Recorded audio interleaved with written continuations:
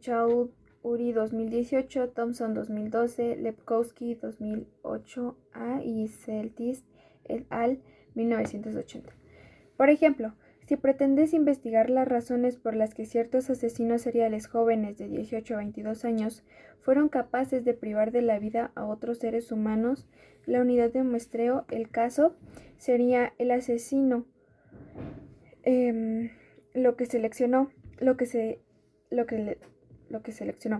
pero la unidad de análisis podría ser el asesinato. Pudiera haber asesinos que hubieran matado a más de una persona y cada crimen se analizará en lo particular. O bien, si un investigador pretende evaluar el grado de violencia presente en las series televisivas que se transmiten de 9 de la noche a 11 de la noche en determinada ciudad durante cierto periodo, la unidad de muestreo podría ser el capítulo y la unidad de análisis, el segmento de 1 minuto, 3 minutos u otro lapso que se considere apropiado.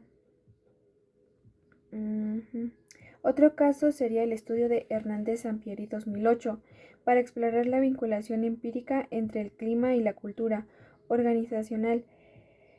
Las unidades de muestreo fueron empresas de distintos sectores industriales, comerciales y de servicio de la región central de México, donde se llevó a cabo la investigación, pero las unidades de análisis fueron los colaboradores de dichas compañías, empleados y trabajadores, o más bien sus respuestas a un cuestionario.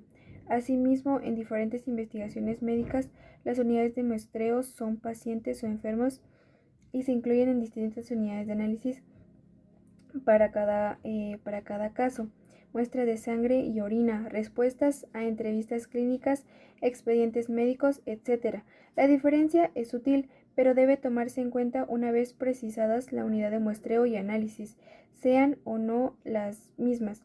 Se delimita la población. En la ruta cuantitativa, el investigador pretende que los resultados encontrados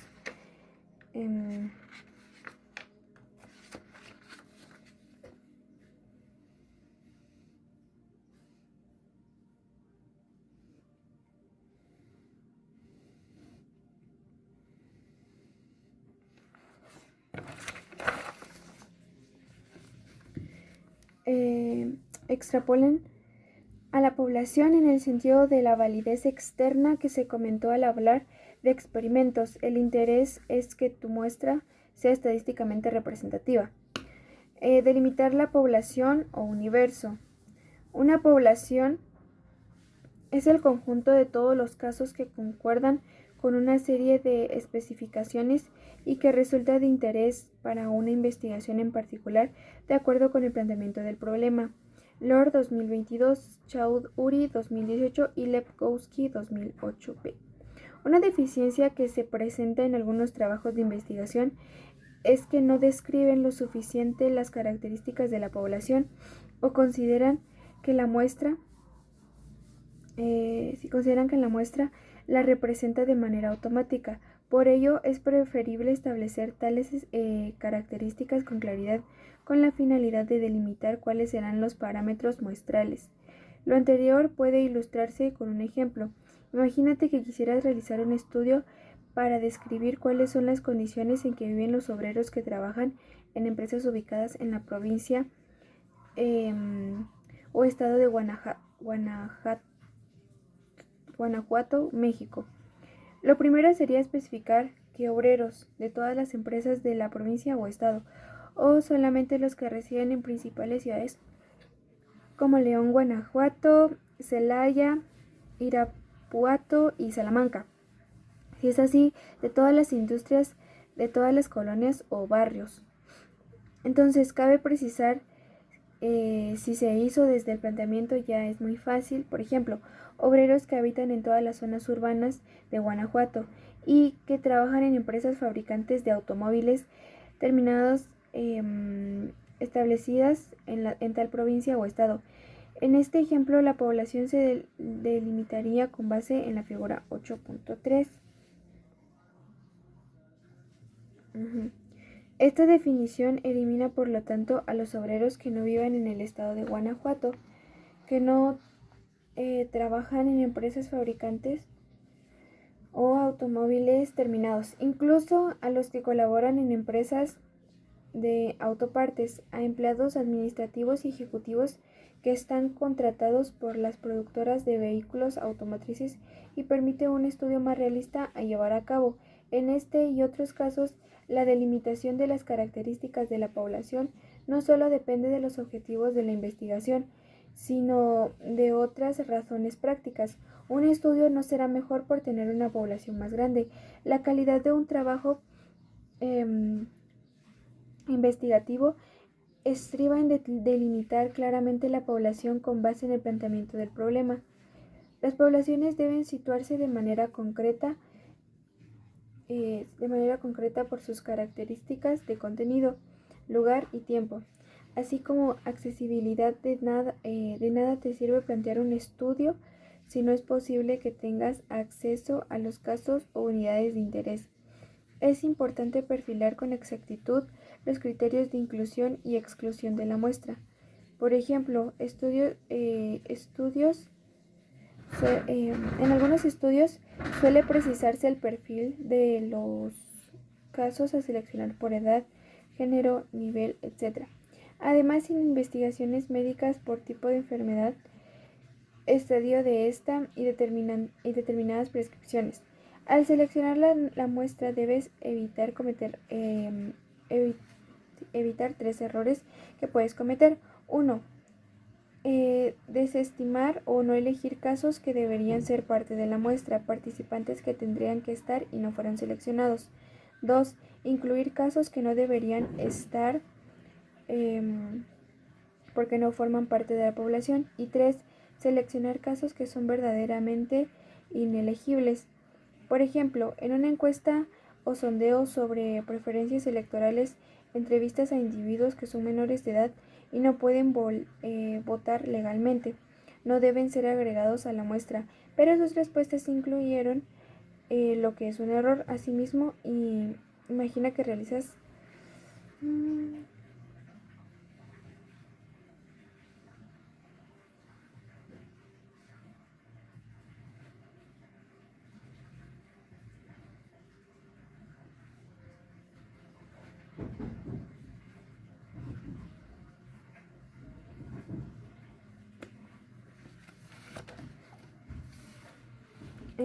terminar el perfil de los clientes de una tienda departamental y generas una serie de estadísticas sobre ellos en una muestra obtenida de la base de datos. Podría ocurrir que la base de datos no estuviera actualizada y varias personas ya no fueran clientes de la tienda, y sin embargo las elegirías para el estudio. Por ejemplo, algunas que se mudaron a otra ciudad, otras que fallecieron, una más que ya no utilizan su membresía y quizá otras que se hicieron clientes de la competencia. El primer paso para evitar tales errores es una adecuada delimitación del universo o población. Los criterios que cada investigador cumpla dependen de sus objetivos de estudio.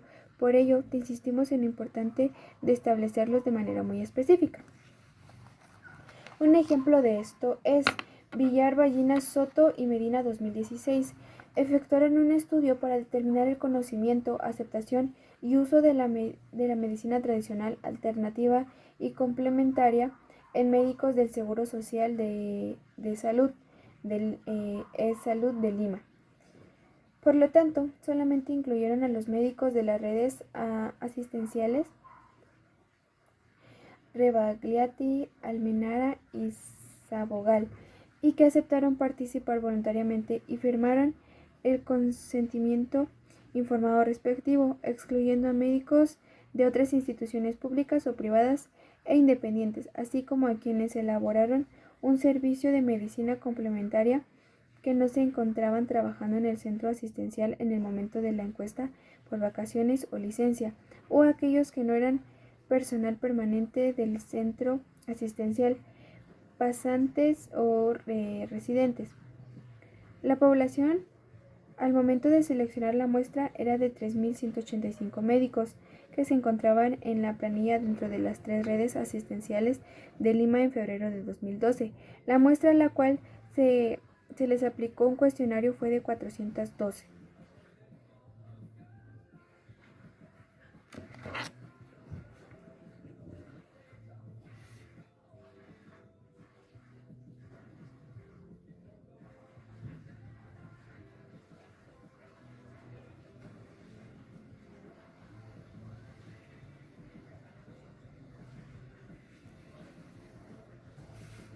Ahora, elegir la estrategia de muestreo adecuada para seleccionar las unidades de muestreo y/o análisis y mantener su representatividad probabilística o no probabilística.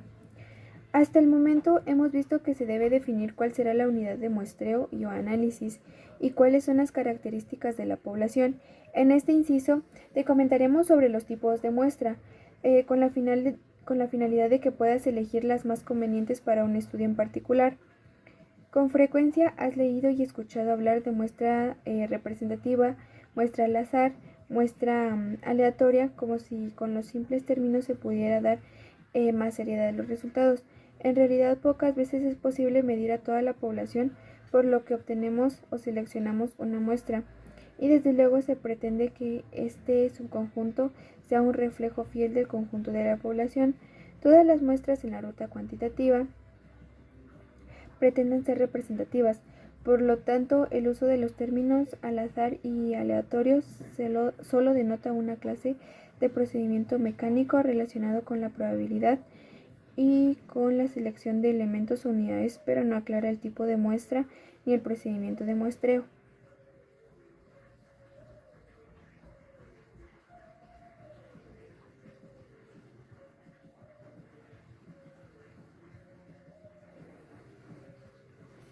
Ahora, tipos de muestra. En la ruta cuantitativa existen dos tipos generales de estrategias de muestreo, probabilístico y no probabilístico. En la